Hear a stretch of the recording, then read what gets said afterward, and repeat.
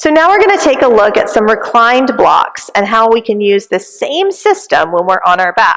So Ginger is going to lay on down. We're going to start with a few different postures to help warm up the body.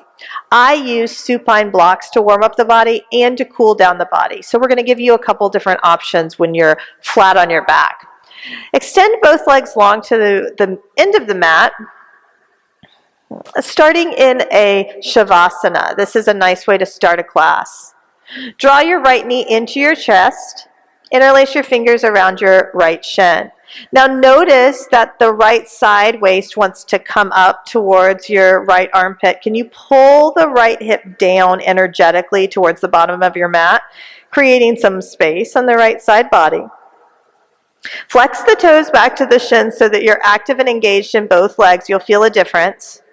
And when you're ready, we're going to take the right knee across the body to the left, opening the right arm out to the right for a twist.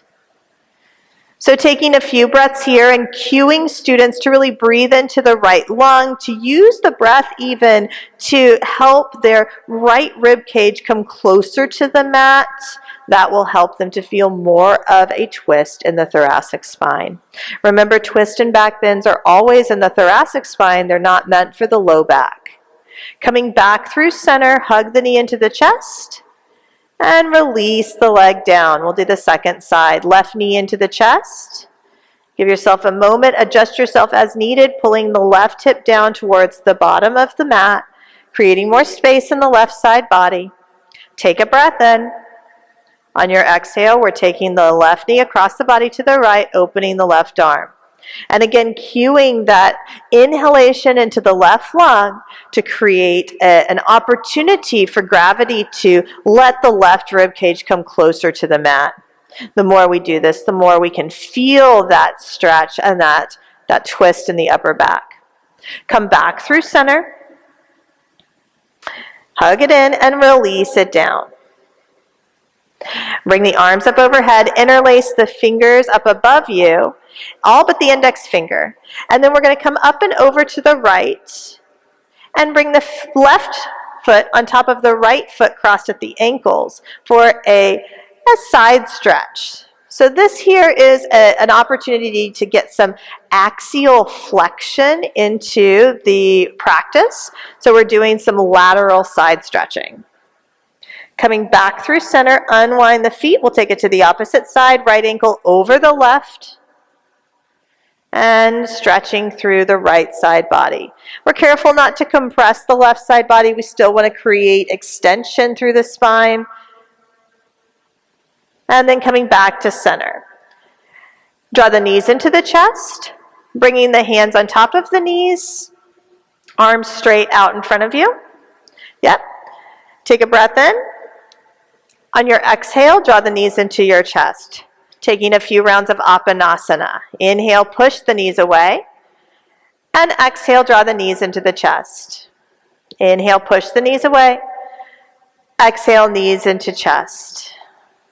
Push the knees away on an inhale.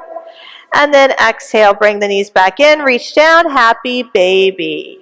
So now we can see we've had about 3 or 4 different postures here in a supine position that can help us to warm up the body or cool down the body. You can release that, Ginger. Thank you so much. Now we're going to do a few twists.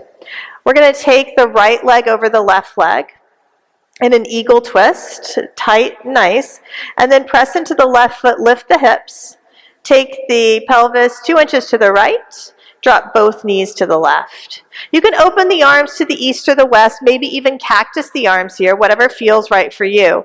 And I sometimes even cue for students to wrap their shoulders onto the back body. There's a tendency for some of us to round and even lift off the earth a little bit, so inviting more space through the front of the body.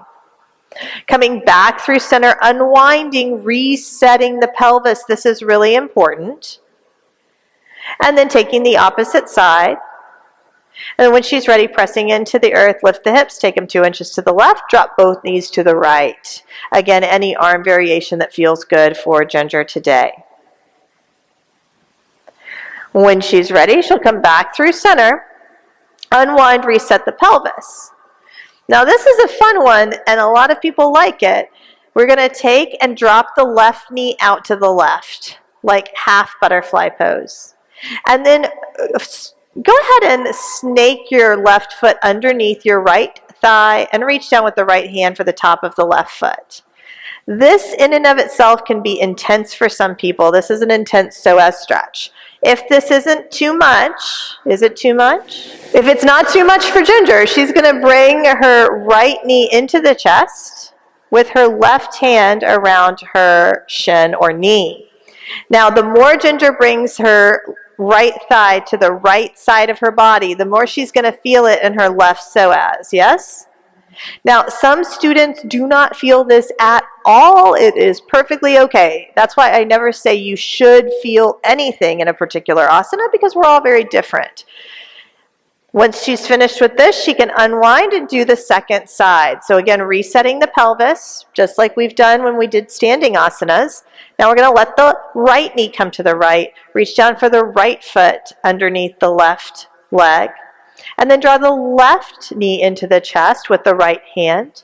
And then sort of like you're steering a boat, just sort of see what feels right. If you bring your left knee closer to your left rib cage, do you feel more sensation?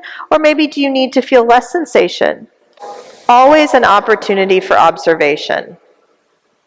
Beautiful. And when she's done, she'll release, maybe take a round of happy baby and be done. So these are just a few different supine blocks that you can put together. But again, there's no limit. You can put anything together if you want to make blocks in supine positions, because we're not bearing weight on either one of the primary joint structures. We have a lot of flexibility.